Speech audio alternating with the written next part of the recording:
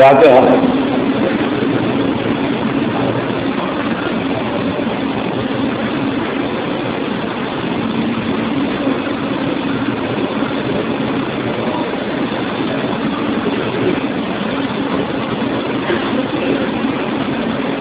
أعوذ بالله السميع العليم من الشيطان اللعين الرجيم.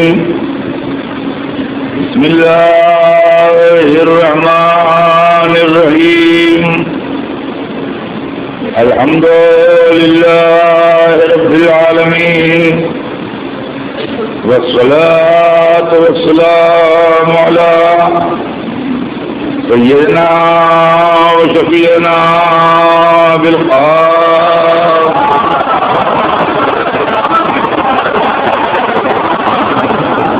وآله الطيبين الطاهرين المعصومين،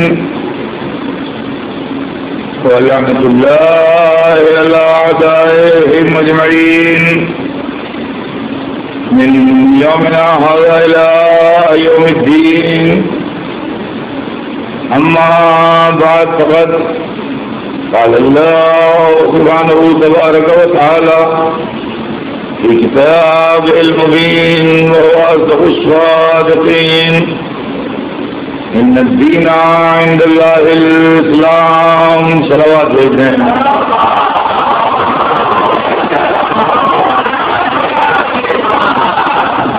خدا عالم قرآن مجید میں ارشاد فرما رہا ہے کہ یقیناً دین اللہ کے نزدیک اسلام ہے. ہمارے آپ کے درمیان دین اور اسلام کی بات چل رہی ہے، اور کل میں نے آپ کے سامنے اسلام اور غلامی دونوں کو درج کیا ہے کہ اسلام انسان کو فکری غلامی سے نجات دلانا چاہتا ہے تاکہ اس کا ذہن آزاد ہو. اور اگر آپ کو منظر دیکھنا ہے تو آپ رسول کا طرز عمل دیکھیں، مولا علی کا طرز عمل دیکھیں، معصوم عالم کا طرز عمل دیکھیں کنیزوں کے ساتھ، اور ائمہ اطہار کا طرز عمل دیکھیں تو آپ کو اسلام کی صحیح تصویر سامنے آئے گی. اگر ملوکیت و شہنشاہیت میں اسلام کو ہائی جیک نہ کر لیا ہوتا تو 100 برس کے اندر غلامی ختم ہو گئی ہوتی. آج کے لیے میں نے آپ کو وعدہ کیا تھا کہ میں عورتوں کے تعلق سے عرض کروں گا، اس لیے کہ اسلام پر ویسٹرن میڈیا کا ایک زبردست الزام ہے. مغربی میڈیا مسلمانوں پر زبردست الزام لگاتا ہے کہ مسلمانوں نے تو عورتوں کو قیدی بنا کے رکھا ہے، پنجرے کی چڑیا بنا کے رکھا ہے، ان کے حقوق غصب کر کے رکھے ہیں، ان کو بالکل ذلیل و خوار کر کے رکھا ہے، اور ان کے حقوق ان کو نہیں دیتے، ان کے ساتھ زیادتی کرتے ہیں. یہ بڑا زبردست پروپیگنڈا ہے ساری دنیا میں کہ مسلمان عورتوں کے ساتھ بڑا برا سلوک کرتے ہیں.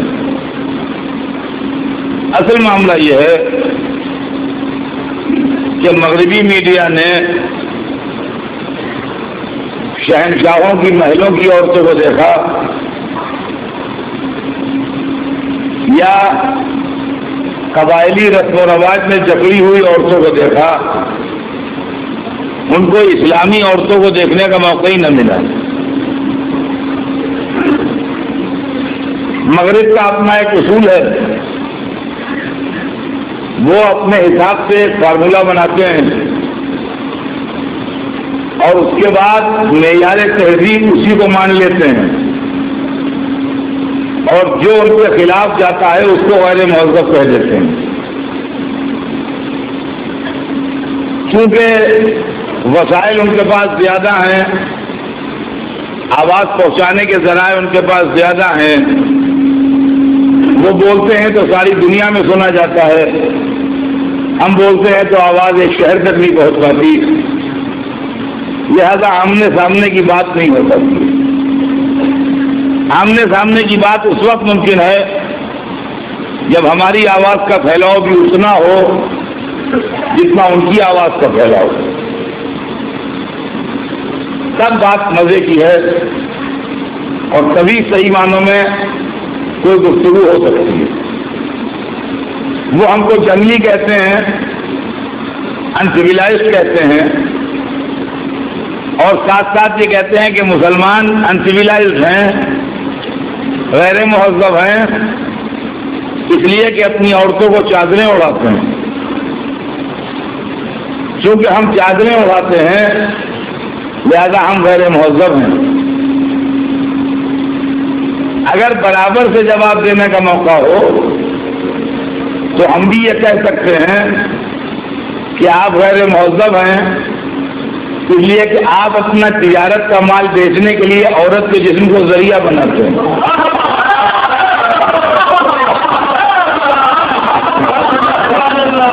ہم چادر اڑا کے عورت کی توہین نہیں کرتے ہیں، آپ اپنی تجارت کو چمکانے کے لیے بنامے تہذیب اس کے جسم کی نمائش کر کے اس کے تقدس کا مذاق اڑاتے ہیں اور اس کی توہین کرتے ہیں۔ آپ کو موزے بیچنا ہے، آپ اس کے جسم کی نمائش کر رہے ہیں۔ آپ کو شرٹ بیچنا ہے، آپ اس کے جسم کی نمائش کر رہے ہیں۔ آپ کو کاسمیٹکس بیچنا ہے، آپ اس کے جسم کی نمائش کر رہے ہیں، اور اس کے اوپر سے لطف یہ ہے کہ یہ دعویٰ ہے کہ یہی جان تہذیب ہے، یہی روح تمدن ہے۔ مجھے اپنی بہنوں اور بیٹیوں سے بھی یہ کہنا ہے کہ ہر چیز جو دور سے چمکتی دکھائی دے وہ سونا نہیں ہوتا ہے۔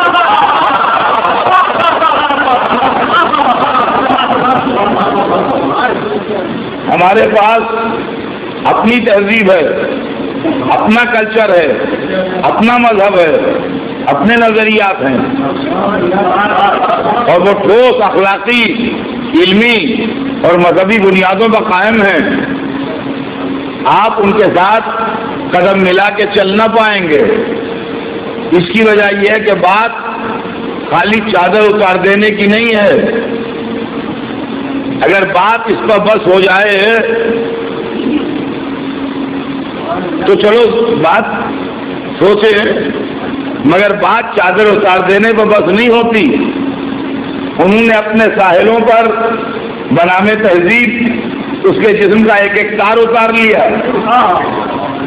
آپ کہاں تک اس کے ساتھ چلیے گا قدم ملا کے؟ اور عزیزان گرامی، فیصلہ کون کرے کہ جنگلی کون ہے؟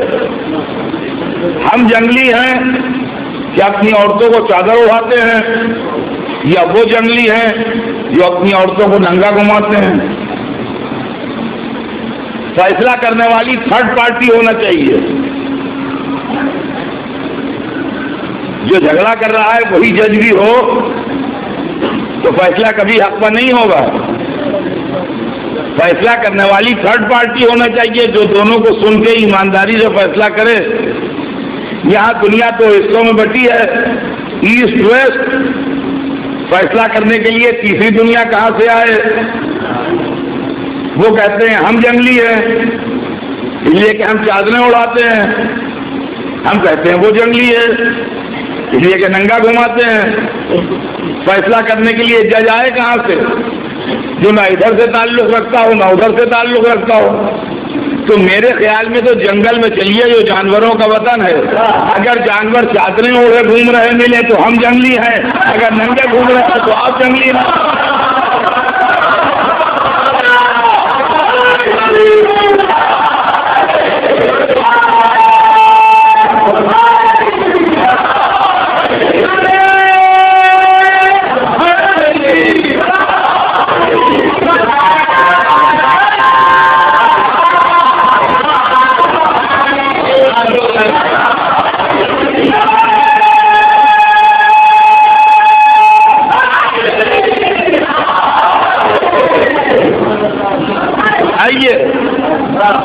میں اپنے بچوں اور نوجوانوں کو قرآن پاک کی ایک آیت سناتا ہوں اور اس کے بعد ذرا دیر بعد پھر ریپیٹ کروں گا اسی کو. ابھی سناؤں گا اور 2-3 منٹ کے بعد پھر سناؤں گا. وہی ارشاد ہو رہا ہے کہ من عمل صالحا من ذکر او انثى وهو مؤمن فلنحيينه حياة طيبة ولنجزينهم اجرهم بأحسن ما كانوا يعملون. یہ قرآن پاک سورہ نحل کی آیت ہے. ارشاد ہو رہا ہے کہ تم نے جو بھی نیک عمل کرے، چاہے وہ نیک عمل کرنے والا مردوں میں ہو یا عورتوں میں، شرط یہ ہے کہ صاحب ایمان ہو، تو اللہ دنیا میں اس کو ایک پاک و پاکیزہ زندگی دیتا ہے اور آخرت میں جیسا عمل کیا ہے اس سے بہتر بدلہ دیتا ہے.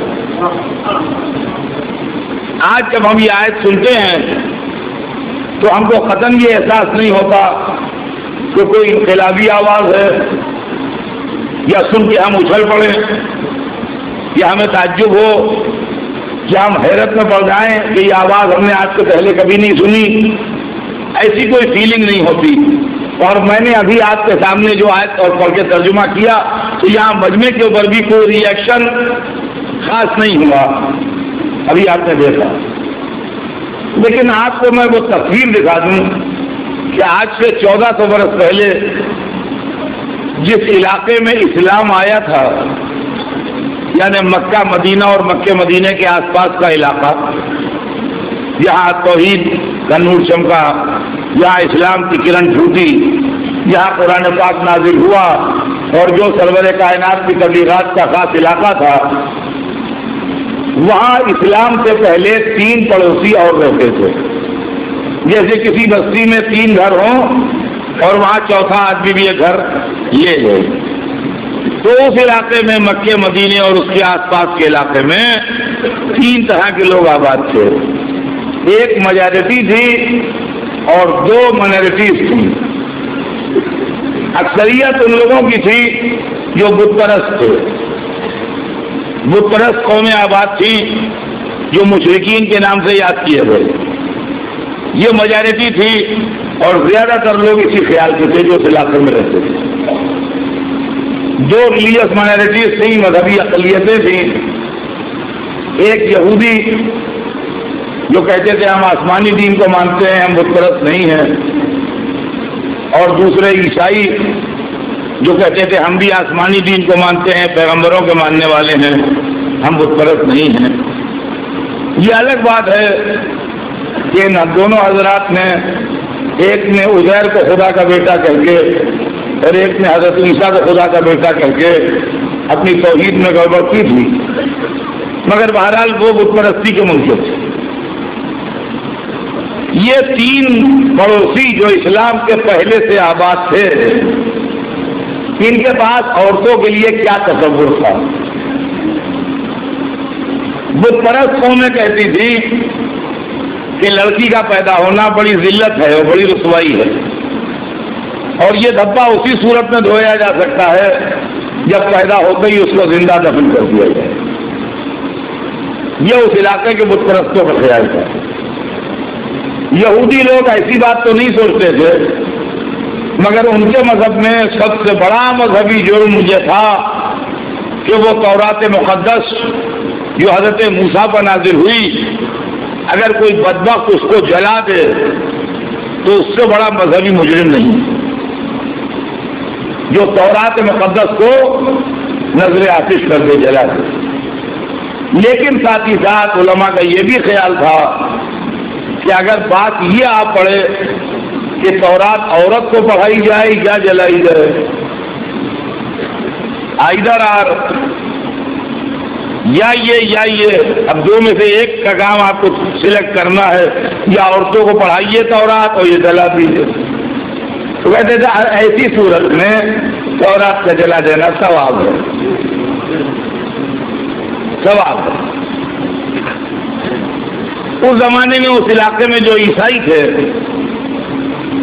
ان کا تصور یہ تھا کہ عورت کتنی ہی نیک ہو، کتنی ہی اچھی ہو، کتنی ہی پارسا ہو، کتنے ہی اچھے کام کیے ہوں اس نے، مگر وہ جنت میں نہیں جائے گی. जन्नत के दरवाजे उसको बंद है। क्यों बंद है? इसलिए कि जन्नत से आदम को निकलवाने वाली एक औरत है, लिहाजा पलट की औरत का वापसी जन्नत में नामुमकिन है। अब मैं आपको एक मंजर दिखाना चाहता हूं, तसव्वुर की आंखों से देखिए कि कुर्सियां लगी हैं, अदालत सजी है, जज बैठे हैं और औरत पकड़ के मुलजिमा की हैसियत से लाई जा रही है। एक ने कहा इसको जिंदा रहने का हक नहीं है, पैदा होते ही दफन कर दो। दूसरे ने कहा आसमानी किताब को जला दो मगर उसकी आवाज उसके कान में न जाए। तीसरे ने कहा ये नेक हो, इससे हमें मतलब नहीं है, जन्नत में नहीं जाएगी, इसके लिए जन्नत के दरवाजे बंद हैं। और चौथी आवाज ये है तुम में जो भी नेक अमल करे, चाहे मर्द हो चाहे औरत, अगर साहिब ईमान है तो हम आपको पाकीज़ा जिंदगी भी देंगे और आखिरत में बेहतर बदला भी देंगे। है इनकलाबी आवाज, है इनकलाबी आवाज। अज़ीज़ान गिरामी, इस्लाम ने औरतों को जो मर्तबा दिया, इस्लाम ने औरत को जो इज्जत दी और इस्लाम ने औरत को जो हैसियत दी, वो अपनी मिसाल आप है। औरत की जिंदगी में इस्लामी नुक्ता नजर के 3 रुख हैं। वो जिस घर में भी आती है, चाहे आलिम का घर हो चाहे जाहिल का घर हो, चाहे बादशाह का घर हो चाहे फकीर का घर हो, बेटी बन के आती है। ये घर में बेटी बन के दाखिल होती है, जिस घर में भी आती है बेटी बन के आती है। और जैसे ही किसी घर में आई बेटी बन के, तो कोई क्या सोचता है, कोई क्या कहता है, ये उसका अपना ख्याल है। लेकिन इस्लाम का रसूल ये कहता है कि अलबना तो रहमा, लड़कियां रहमत हैं, यानी जिस घर में लड़की आई रहमत आई। देखिए, आपको मजहब को समाज से अलग करना पड़ेगा मेरे दोस्तों। मजहब समाज का कैदी है, नाम मजहब का है, डोमिनेशन समाज का है, नाम मजहब का है, कंट्रोल सोसाइटी के हाथ में है। अल्लाह ने हमें बेटी दी तो अल्लाह के रसूल ने कहा तुम्हारे घर में रहमत आई है। हमारे समाज ने रहमत की रे पर एक नुक्ता लगा दिया। उर्दू अल्फाबेट में अगर रे पर नुक्ता लगा दीजिए तो रे बन जाता है, रहमत रहमत पढ़ी जाती है।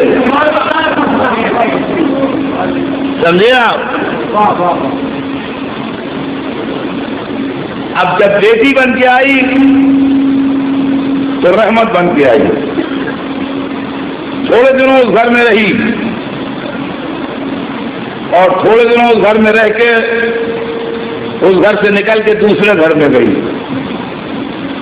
और दूसरे घर की दहलीज जो नांगी तो ज़ौजा बन गई।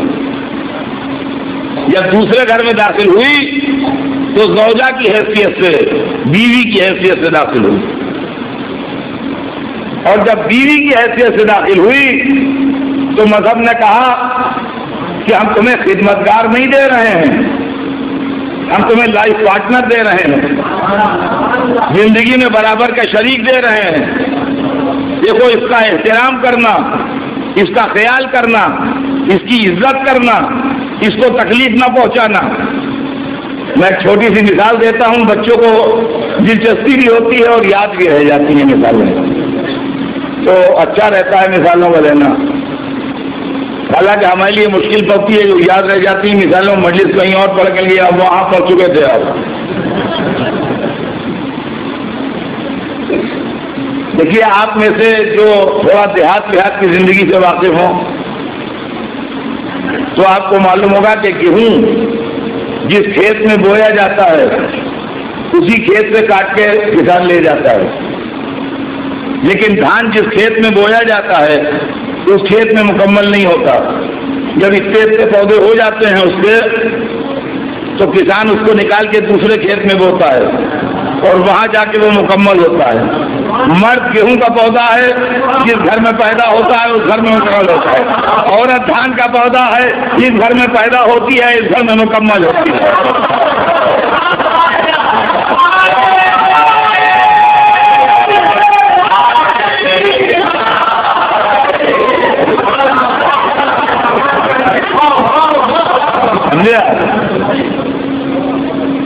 دوسرے گھر میں گئی تو سوسائٹی اس کو نوکر بنا دے، سوسائٹی اس کو خادمہ بنا دے، وہ الگ بات ہے، لیکن مذہب نے اس کو آپ کا کھانا پکانے کے لیے نہیں بھیجا ہے، مذہب نے اس کو آپ کے گھر کا کام کاج کرنے کے لیے نہیں بھیجا ہے، مذہب نے اس کو گھر کی ملکہ بنا کے بھیجا ہے، کام والی بنا کے نہیں بھیجا ہے۔ ہو سکتا ہے کہ آج کی مجلس کے بعد کچھ لوگ مجھ سے ناراض ہو جائیں، لیکن جو اسلام ہے وہ اپنی جگہ ہے، جو سوسائٹی ہے وہ اپنی جگہ ہے۔ دیکھیے میوچل انڈرسٹینڈنگ سے کسی کا کام کوئی کر دے، اس کا کوئی پابندی نہیں ہے، میں آپ کے 10 کام کر دوں، آپ میرے 50 کام کر دیجئے اپنی خوشی سے، قانوناً شرعاً اخلاقاً کوئی پابندی نہیں ہے، لیکن آپ آرڈر دے کے مجھ سے کام نہیں لے سکتے، میں آپ کا غلام نہیں ہوں، آپ کا نوکر نہیں ہوں۔ اللہ نے نکاح کے 2 بول کے ذریعے جو بیوی آپ کو دلوائی ہے، آپ اس سے کھانا نہیں پکوا سکتے، اب باہمی انڈرسٹینڈنگ ہے وہ آپ کا کھانا پکا دے تو پکا دے، آپ زور نہیں دے سکتے کہ نہیں پکاؤ اس لیے کہ تم بیوی ہو، اس لیے کہ اسلام نے پکا پکایا کھانا اس کے لیے بنوایا ہے، آپ خود پکائیے خود رکھیے، سلا سلایا کپڑا، یہ نہیں کہ سیو کپڑا ہو پہنو، اور کیا آپ نے؟ ہاں آپس کے تعلقات اگر اچھے ہیں کوئی بات نہیں ہے، اور کھانے کپڑے کا بھی سن لیجئے اسٹینڈرڈ، شادی کے بعد باپ کے گھر میں جو اسٹینڈرڈ ہے اس اسٹینڈرڈ کا کھانا ہو، باپ کے گھر میں جو اسٹینڈرڈ ہے اس اسٹینڈرڈ کا کپڑا ہو، تاکہ لوگ دولت کی لالچ میں شادی نہ کر لیں۔ اب سنیے، یہ دوسرے گھر میں آئی بیوی بن کے تو اسلام نے اس کو اتنے پروٹیکشن دیے ہیں جس کا جواب نہیں ہے، اگر میں سب پڑھ دوں تو ہائے ہائے ہو جائے شہر میں، کل سے لوگ مجلس میں آنا چھوڑ دیں۔ اب یہ دوسرا گھر جس میں آئی ہے زوجہ بن کے، اسی گھر میں یہ اپنے کلائمیکس کو پہنچتی ہے، اس کی زندگی نقطہ عروج کو چھوتی ہے، کب؟ جب یہ ماں بن جاتی ہے۔ عورت جب ماں بن جائے، سنیں اور وہ بیٹے سنیں جن کی مائیں زندہ ہیں ابھی، عورت جب ماں بن جاتی ہے تو مظہر صفات پروردگار بن جاتی ہے، یعنی اللہ کی ذات کی جھلکیاں اس میں دکھائی دینے لگتی ہیں۔ خالق وہ ہے، وسیلہ خلقت یہ ہے، رازق وہ ہے، وسیلہ رزق یہ ہے، رحیم و کریم وہ ہے، مظہر رحم و کرم یہ ہے، رب وہ ہے، پالنے والی یہ ہے، متکلم وہ ہے، ایک سننا سکھانے والی یہ ہے۔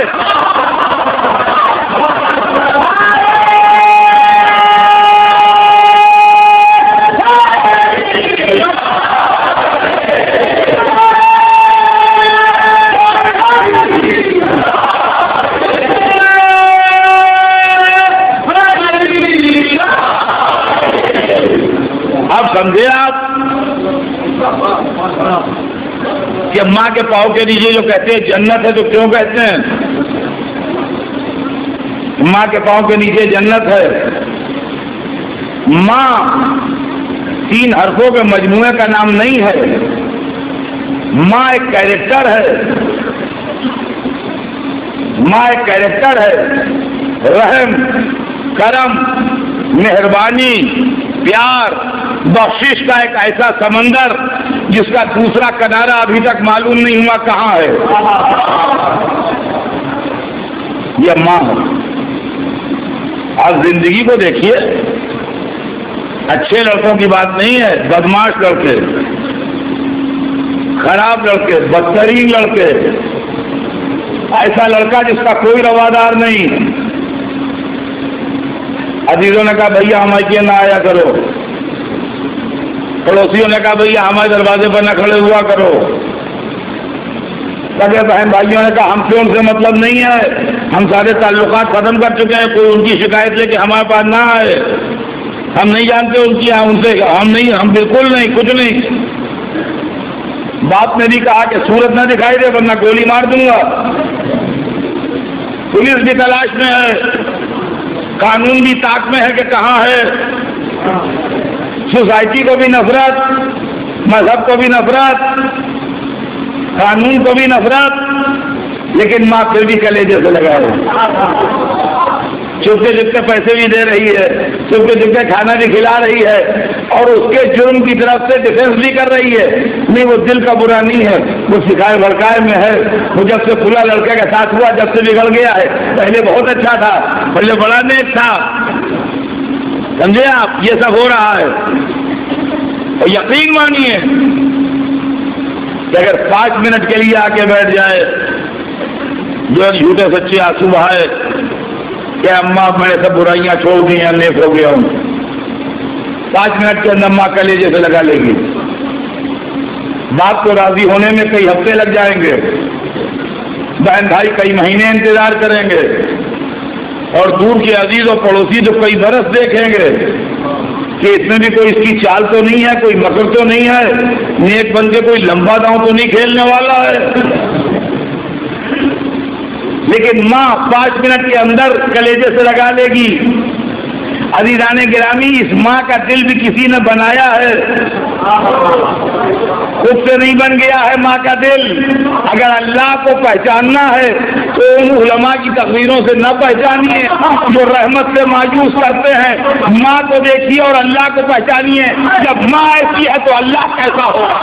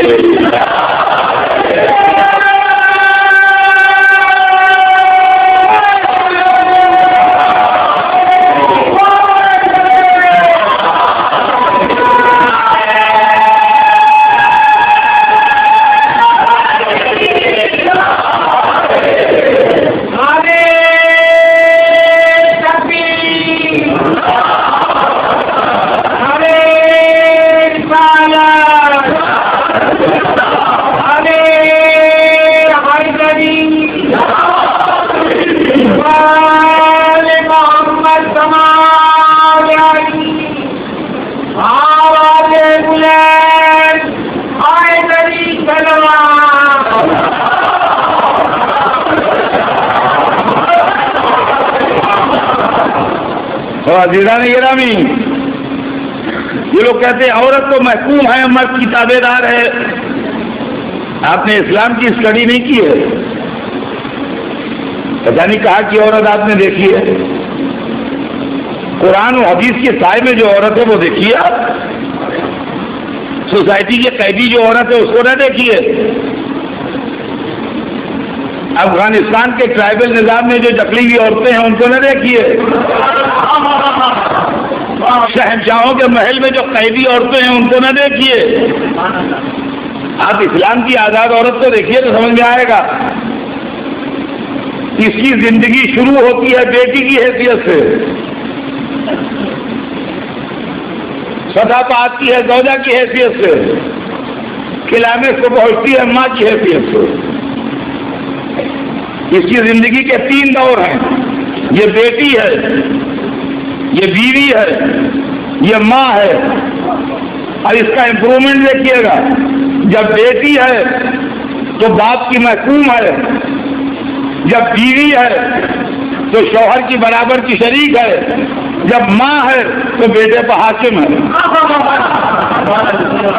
تو عورت مرد کی محکوم بھی ہے، عورت مرد کی حاکم بھی ہے، دونوں حیثیتیں ہیں۔ اب سوسائٹی نے عورت کو بوجھل بنایا ہے، شادی میں خرچہ کر کے، ذمہ داریاں ڈال کے، تعلیم نہ دے کے، شک شبہ پیدا کر کے، تو اس کا ذمہ دار اسلام نہیں ہے، اس کی ذمہ دار سوسائٹی ہے، اس کا ذمہ دار سماج ہے، اس کے ذمہ دار بادشاہتے ہیں۔ اس کی ذمہ دار شہنشاہیتیں ہیں، ورنہ عورت کی زندگی میں 3 حصے ہیں اور عورت زندگی کو کنٹرول کرتی ہے، کبھی ماں بن کے، کبھی بیوی بن کے، کبھی بیٹی بن کے۔ یہ عورت کے 3 روپ ہیں جو زندگی کو کنٹرول کرتی ہے، ماں، بیوی، بیٹی۔ عورت کی زندگی شروع ہوتی ہے کہاں سے؟ بیٹی، بیوی، پھر ماں۔ مرد اپوزٹ سیکس ہے۔ اپوزٹ سیکس کا کیا مطلب؟ اپوزٹ کسے کہتے ہیں؟ ایک ایسٹ سے ویسٹ آ رہی ہے گاڑی، ایک ویسٹ سے ایسٹ جا رہی ہے، اپوزٹ ڈائریکشن ہوا یا نہیں ہوا؟ اپوزٹ ڈائریکشن ہوا یا نہیں ہوا؟ کلیان سے جو گاڑی بمبئی آ رہی ہے تو کلیان سے نکل کے جو پہلا اسٹیشن پڑے گا، جو گاڑی بمبئی سے کلیان جا رہی ہے تو ادھر سے آخری اسٹیشن پڑے گا ادھر، ہے نا؟ Opposite direction. تو عورت کی زندگی کیسے شروع ہوتی ہے؟ بیٹی، بیوی، ماں۔ مرد اپوزٹ ڈائریکشن ہے، ہم ادھر سے چلے تو ہمیں سب سے پہلے ماں ملتی ہے، پھر بیوی ملتی ہے، پھر بیٹی ملتی ہے۔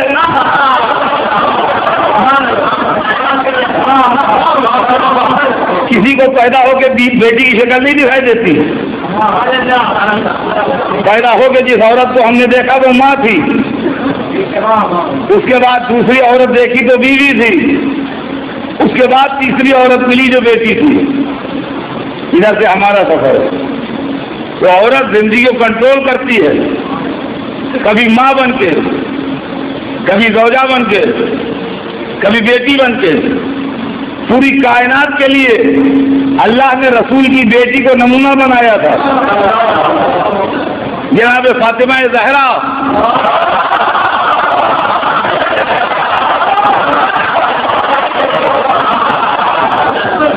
ساری دنیا کی عورتوں کے لیے نمونہ تھی۔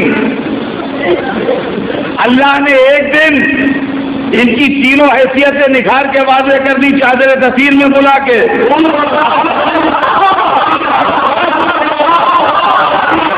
چادر تسیر میں بلا کے تینوں حیثیتیں واضح کر دی۔ ہم فاطمہ تو وہ ابوہا، وہ بالوہا، وہ بنوہا۔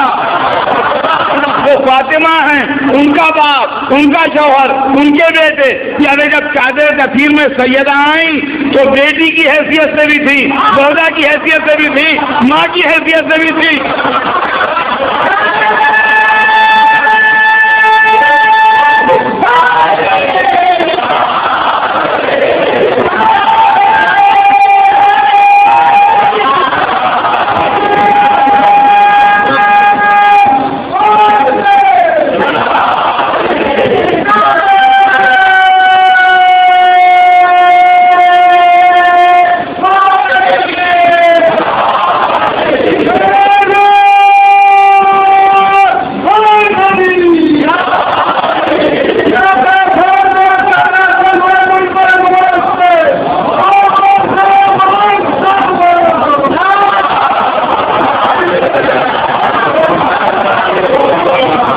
یعنی اگر آپ کو بیٹی کی حیثیت سے دیکھنا ہے تو بیٹی کا بہترین نمونہ فاطمہ زہرا، اگر آپ کو زوجہ کی حیثیت سے دیکھنا ہے تو زوجہ کا بہترین نمونہ فاطمہ زہرا، اگر ماں کی حیثیت سے دیکھنا ہے تو ماں کا بہترین نمونہ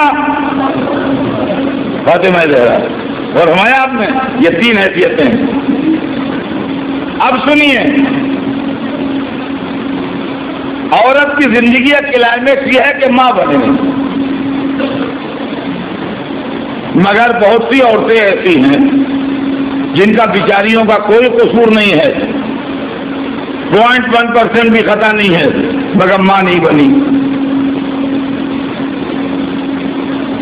شادی نہیں ہوئی، مثلا کوئی سوٹیبل میچ نہیں ملا، ان کی کوئی قصور نہیں، ماں نہیں بنی۔ شادی ہوئی، دعا بھی ہوئی، دوا بھی ہوئی، سب کچھ ہوا، مگر اولاد نہیں دی اللہ نے۔ سینکڑوں مثالیں ہر فیملی میں، ہر خاندان میں ملیں گی آپ کو، نہیں ملی اولاد۔ 0.1% بھی اس عورت کا قصور نہیں ہے، لیکن دکھی تو ہے یہ دکھی تو ہے، اس کو دو دکھ ہیں. ایک تو اس لیے کہ دودھ ہری نہیں ہوئی، ماں نہیں بنی، اور دوسرا دکھ یہ ہے کہ اس کی زندگی اس کلائمیکس سے محروم رہ گئی جو ماں بن کے حاصل ہوتا ہے عورت کو. تو یہ ضروری نہیں کہ ہر عورت ماں ہو سکتا ہے عورت ہو مگر ماں نہ ہو. ہے کسی مذہب کے پاس، کسی فلسفے کے پاس، کسی فکر کے پاس اس بے خطا غمزدہ عورت کے دکھ درد کا علاج؟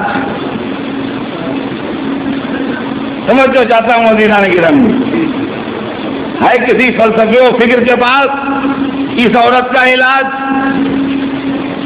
جو غمزدہ ہے، اس لیے بھی دکھی ہے کہ اولاد نہیں ہے، اس لیے بھی دکھی ہے کہ کلائمیکس سے محروم رہ گئی؟ عزیزان گرامی، میری نالج میں نہیں ہے کہ کسی کے پاس اس بیماری کا علاج کسی نے بتایا ہو، لیکن وہی بیوی جس کو ساری دنیا کے لیے نمونہ بنایا تھا اس نے اس کا بھی دکھ درد بتایا. اس لیے کہ عورت جب ماں بنتی ہے تو ماں کا جو جوہر ہے وہ محبت ہے جو اپنی اولاد کو دیتی ہے. تو اگر کوئی ماں نہ ہوتے ہوئے وہ محبت کسی کو دے جو ماں اولاد کو دیتی ہے تو وہ ماں نہ ہوتے ہوئے بھی ماں کہی جائے گی. یہ اور بات ہے کہ فاطمہ زہرا حسن و حسین اور جناب زینب و ام کلثوم کی ماں بنی، مگر ماں بننے سے پہلے اپنے باپ کو اتنی محبت دی کہ باپ نے کہا کون کہتا ہے بیٹی ام ابی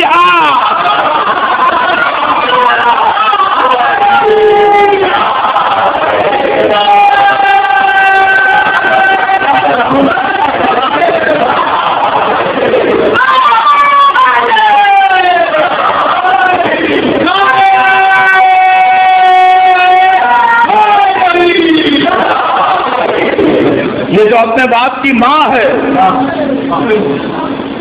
یہ جو اپنے باپ کی ماں ہے، تو عزیزان گرامی یہ خطابت نہیں ہے جو میں کہہ رہا ہوں، یہ اصلیت ہے جو پڑھ رہا ہوں، تاکہ اسلام کے متعلق جو غلط تصور دماغوں میں بیٹھے وہ دھل جائیں. عورت ماں بن کے زندگی کنٹرول کرتی ہے، عورت بیوی بن کے زندگی کنٹرول کرتی ہے، عورت بیٹی بن کے زندگی کنٹرول کرتی ہے. زندگی کا کنٹرول مرد کے ہاتھ میں نہیں ہے، عورت کے ہاتھ میں ہے. اگر زندگی کار ہے تو ڈرائیور عورت ہے، اور اگر زندگی ہوائی جہاز ہے تو پائلٹ عورت ہے. سمجھے آپ؟ یہ مسئلہ ہے. میں آپ کو مثالیں دے دوں، بات آپ کی سمجھ میں آ جائے گی. ہم پیدا ہوئے تو ایک عورت نے ہم کو جنم دیا، مدتوں وہی عورت نہلاتی رہی، منہ دھلاتی رہی، کھانا کھلاتی رہی، کپڑے بدلواتی رہی. ہم بڑے ہوتے رہے، خدمتیں اس کی جاری رہیں، منہ خود سے دھونے لگے مگر نہلاتی بہت دنوں وہی رہی، کپڑے خود سے پہنتے رہے مگر سیتی وہی رہی، کھانا اپنے ہاتھ سے کھانے لگے مگر پکاتی وہی رہی. ہمارے مزاج پر، ہمارے دماغ پر، ہماری زبان پر، ہماری تہذیب پر اس عورت کی چھاپ. جب مردم شماری ہوتی ہے تو بڑا ادھم ہوتا ہے اپنی مادری زبان اردو لکھوائیے گا. ہمارے کیا یو پی میں اس کا بڑا زور ہے، مادری زبان اردو لکھوائیے گا. سب لگا جی بہتر لکھوائیں گے. یہ بتائیے پدری زبان کیا لکھوائیں؟ کہیں گے نہیں پدری زبان کا کوئی خانہ نہیں ہوتا. وہ نہیں معلوم ہر آدمی کے منہ میں وہ زبان ہے جو اس کی ماں بولتی. اب جناب 20 برس 25 برس 26 برس 28 برس 30 برس اس عورت نے خدمت کی. خوب خدمت کی. اب یہ تھک گئی, کہاں تک خدمت کرے؟ اب اس میں دم نہیں ہے, اب اس کی آنکھوں میں روشنی نہیں ہے کہ جلدی سے ہمیں شیروانی کا بٹن ٹاک دو. اب اس کے پاس اتنی طاقت نہیں ہے کہ سویرے ہم کو 4 بجے ناشتہ تیار کر کے دے دے, 5 بجے ہماری ٹرین. اب جناب یہ ادھر گئی ادھر گئی, شادی میں گئی, بیاہ میں گئی, محرم میں گئی, میلاد میں گئی, رمی میں گئی, دیکھ بھاگ کے ایک عورت کہیں سے اور پکڑ گئی. اب اس پرانی عورت نے ہماری زندگی کا چارج نئی عورت کو دے دیا. سمجھے لمبی مسافت کی ٹرین کا ڈرائیور بدل گیا. بامبے سے کلکتے جا رہی ہے ٹرین, ناگپور میں ڈرائیور بدل گیا. اب دوسری عورت آ گئی. اب یہ پہلی والی ریٹائر ہو گئی, اب دوسری عورت لے کے چل رہی ہے.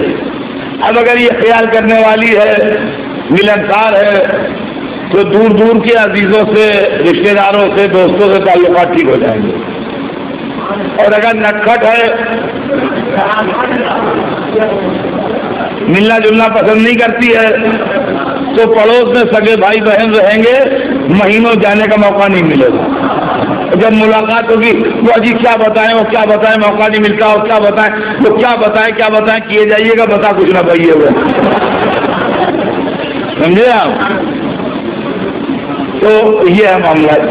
اب یہ ایماندار کو بے ایمان بنا دے, بے ایمان کو ایماندار بنا دے, اچھے کو برا کر دے, برے کو اچھا کر دے, جو چاہے کرے. 30-40 برس جو ہنگامہ خیز زندگی دی, پوری جوانی کس نے ساتھ دیا. اب یہ بھی تھک گئی, اب اس کے بھی ہائی بلڈ پریشر رہنے لگا, اب اس کے بھی سارے جسم میں درد ہوتا ہے. اب یہ آپ کے 10 دوستوں کے لیے گھنٹہ بھر میں کھانا نہیں تیار کر سکتی. اب یہ آپ کی دیکھ ریکھ اس طرح نہیں کر سکتی. ابھی 30 برس سے 35 برس سے 40 برس سے خدمت کر رہی ہے, کتنی خدمت کی جو, اور آپ بھی تو 70s میں ہیں, آپ کہاں 25 برس کے ہیں. اب ایک دن کہا کہ بھائی آج ہم کھانا نہیں کھائیں گے. اب وہ لیٹی ہوئی ہے اوڑھے ہوئے چادر, وہ آپ کھائیے نہ کھائیے اسے بحث نہیں, بہت پکا چکی, بہت کھلا چکی. کیا کیوں نہیں کھائیں گے؟ کدات میں بہت درد ہے, آج کھانا نہیں کھاتے. اب جناب اسی گھر کے کسی کمرے سے, کسی دالان سے, کسی برانڈے سے ایک تیسری عورت کی آواز آتی ہے, اب آپ بھوکے نہ سوئیے, ہم آپ کے لیے بالکل پتلی کھچڑی پکا دیں گے, آپ کھا لیجیے, سبزے سے کھا لیجیے گا, دانت کی ضرورت نہیں پڑے گی. یہ تیسری عورت ہے. اب اگر یہ خیال کرنے والی ہے تو بڑھاپا خیریت سے گزرے گا, ورنہ آخر وقت میں بربادیاں ہیں. اب زندگی میں کوئی چوتھی عورت نہیں آئے گی, محوریں آ کے لے جائیں گی, چلے جائیں گے. اب زندگی میں کسی چوتھی عورت کی امید نہ کیجیے. تو عورت ماں ہے, عورت بیوی ہے, عورت بیٹی. موضوع آج ناتمام رہ جائے گا, کل بڑھے گا آگے, لیکن جلدی جلدی سن لیجیے, اس لیے ٹائم ہم سے تیز جا رہا ہے. دلیلیں آج سنا دوں, باقی کل سناؤں گا. کہ عورت, مگر میری دلیلوں کا زور دیکھیے گا آپ, کتنی مضبوط دلیلیں لایا ہوں آپ کے لیے. عورت ماں بن کے اثر انداز ہوتی ہے. دلیل سنیں گے آپ. دلیل یہ ہے کہ انتہا یہ ہے کہ جس بیٹے کا باپ شیر خدا حیدر کرار علی اور مرتضیٰ ہو,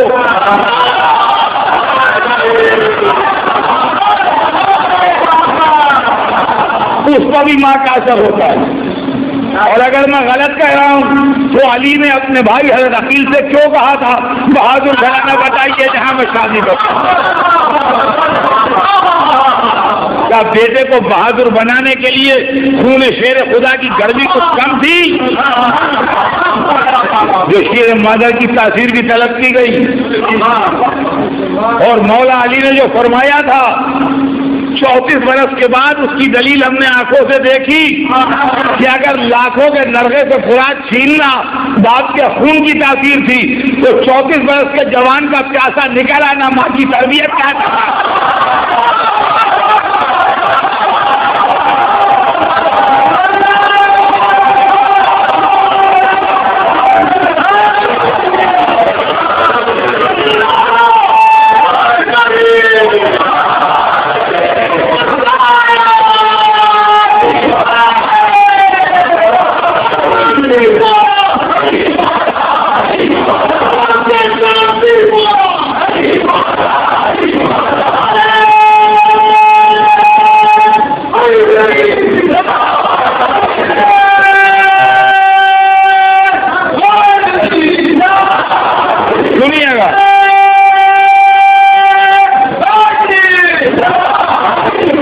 محترم، عورت ماں بن کے اثر انداز ہوتی ہے. اب سنیے عورت بیوی بن کے اثر انداز ہوتی ہے. یہ بھی آپ کا سنا ہوا واقعہ ہے. حضرت زہیر قائن جو انصار امام میں ہیں اور بڑا مرتبہ ہے، حضرت کے کربلا پہنچنے سے کچھ دن پہلے تک جب حضرت کا قافلہ راستے میں تھا یہ دوسری پارٹی میں تھے. یہ حر کی طرح تھے اپوزیشن کیمپ میں. قافلہ ساتھ چل رہا تھا مگر چونکہ اپوزیشن میں تھے لہذا نہ امام کے خیمے کے پاس خیمہ لگاتے تھے نہ امام کے ساتھ نماز پڑھتے تھے. ایک منزل پر کسی کو بھیج کے یا بروایت جناب علی اکبر کو بھیج کے انہیں بلایا تو بیٹھے کھانا کھا رہے تھے جب پیغام آیا. جانے میں ہچکچا رہے تھے. بیوی نے کہا بڑے شرم کی بات ہے، بڑے شرم کی بات ہے کہ جس کی کلمہ پڑھتے ہو جس کا اس کا نواسا بلا رہا ہے، جس کی امت میں ہو تو اس کا نواسا بلا رہا ہے اور تم سوچ رہے ہو جاؤں کہ نہ جاؤں. ارے جاؤ دیکھو کیا فرماتے ہیں. بیوی کے بھیجے پائے روایت میں جب حاضر ہوئے تو امام ہاتھ پکڑ کے خیمے کے پیچھے لے گئے. 2 منٹ کچھ بات کی. وہاں سے پلٹے تو معلوم ہوا جیسے امام نے آدمی بدل دیا.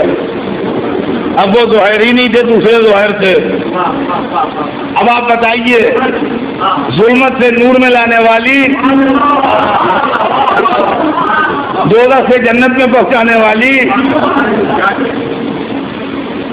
حسینی کو یزیدی کو حسینی بنا دینے والی بیوی ہے.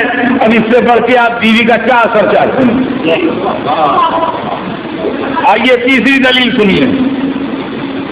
اور اس سے بڑھ کے نہ دلیل ہے نہ اس سے بڑھ کے لوگ ہیں میرے پاس. عورت بیٹی بن کے اثر انداز ہوتی ہے. سرکار دو عالم فرماتے ہیں کہ جب میں غمزدہ امت کا ستایا گھر میں آتا تھا تو فاطمہ کا چہرہ دیکھ کے جوش تبلیغ پیدا ہوتا تھا.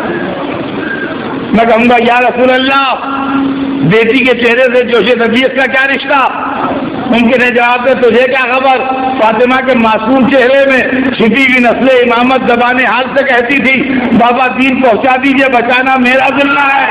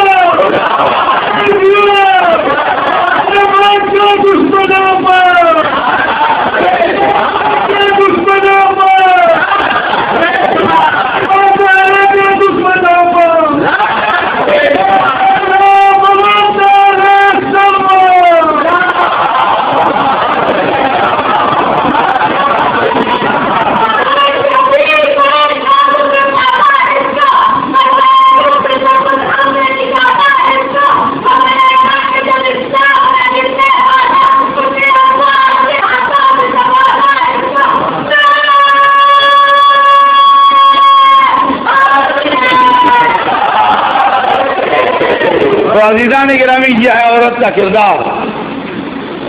لیکن یہ 3 ڈائریکٹ رول ہیں اس کے زندگی میں.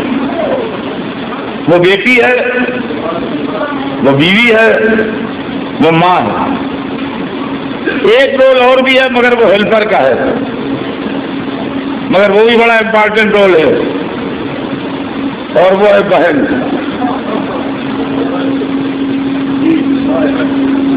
یہ دوسرے درجے میں ہے، اور میں نے دوسرے درجے میں نہیں رکھا ہے۔ جو میراث کی تقسیم ہے اس کے اندر پہلے طبقے میں ماں ہے، بیٹی ہے، دوسرے طبقے میں بہن ہے۔ لیکن بہن کے رول میں ایک خوبی ہے جو نہ ماں کے رول میں ہے، نہ بیٹی کے رول میں ہے، نہ بیوی کے رول میں ہے۔ وہ بیان آج تمام ہو رہا ہے، بات سنیے، بات تمام ہو۔ انسان کی زندگی کے 3 دور ہیں، بچپن، جوانی، بڑھاپا۔ 3 عورتیں ہیں، ایک ایک دور ایک ایک کے نام ہے۔ بچپن ماں کے نام، جوانی بیوی کا نام، بڑھاپا بیٹی کے نام۔ بہن ہیلپر ہے، یہ کبھی اتنی بڑی ہوتی ہے کہ بھائی کہتا ہے کہ وہ کہنے کو بہن ہے، وہ ہماری ماں کی طرح ہے، انہوں نے ہمیں پالا ہے، نہلاتی وہی تھی، دھلاتی وہی تھی، کپڑے وہی پہناتی تھی، اسکول وہی بھیجتی تھی، ہم رات کو سوتے انہیں کے پاس تھے۔ کہنے کو بہن ہے مگر ماں کی طرح ہے۔ ہوتے ایسے بھائی بھی ہے۔ کبھی ایسا ہوتا ہے کہ بھائی 2 برس بڑا ہے، بہن چھوٹی ہے، بہن 2 برس بڑی ہے، بھائی چھوٹا ہے۔ تو زندگی سے تھکے ہوئے بھائی کے لیے بہن کبھی کبھی نخلستان بن جاتی ہے، کہ اپنا دکھ درد سنا کے دور کر لیتا ہے تم پر۔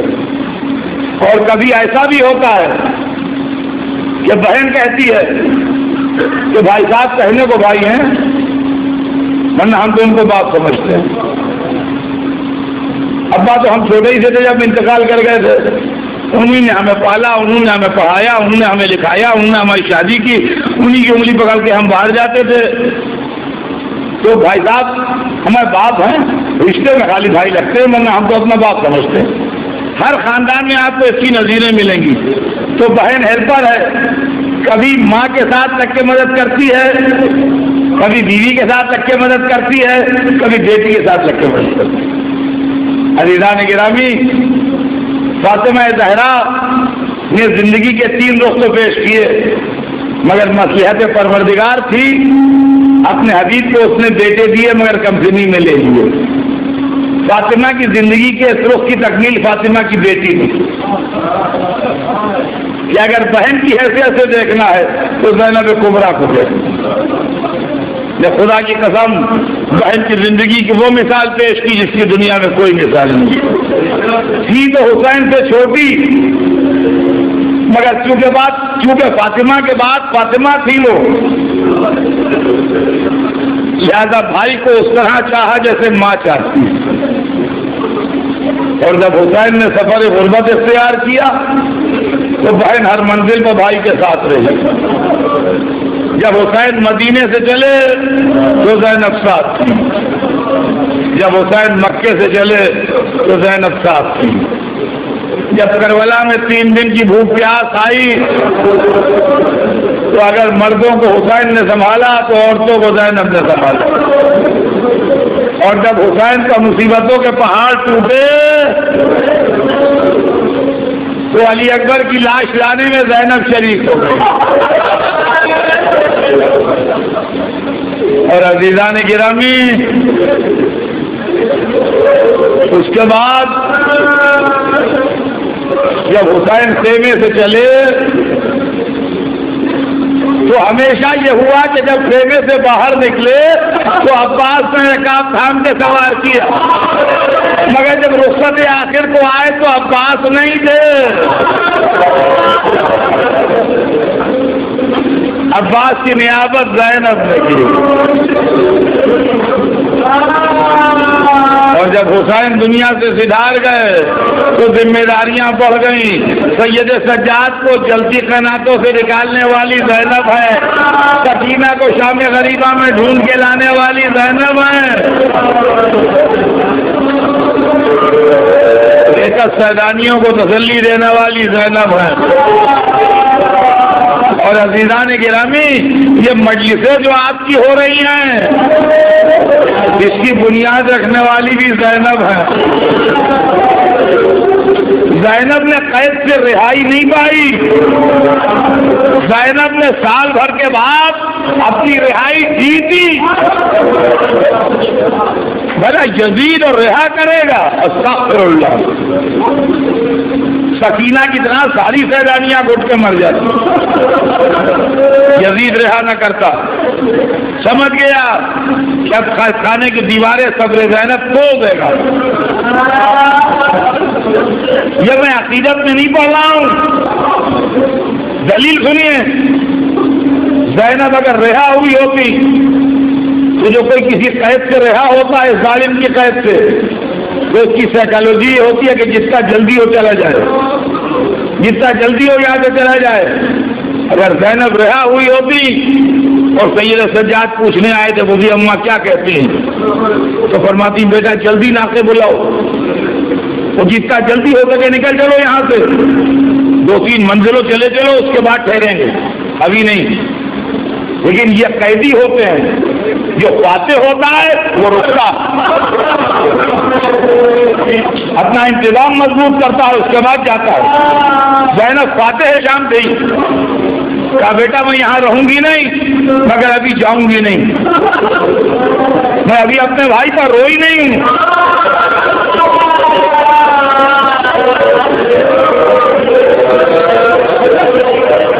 یزید سے کہو گھر خالی کرے،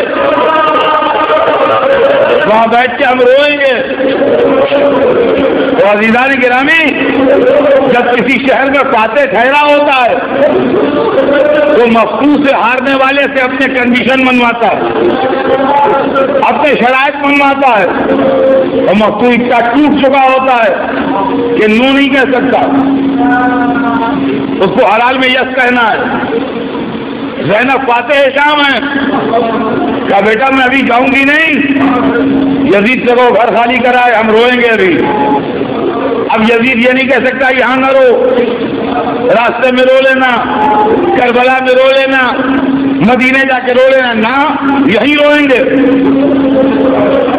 گھر خالی ہوا، سیدانیوں کو لیے ہوئے زینب آئیں. روایت میں تو یہ ہے کہ سیدانیاں 8 دن روتی رہیں.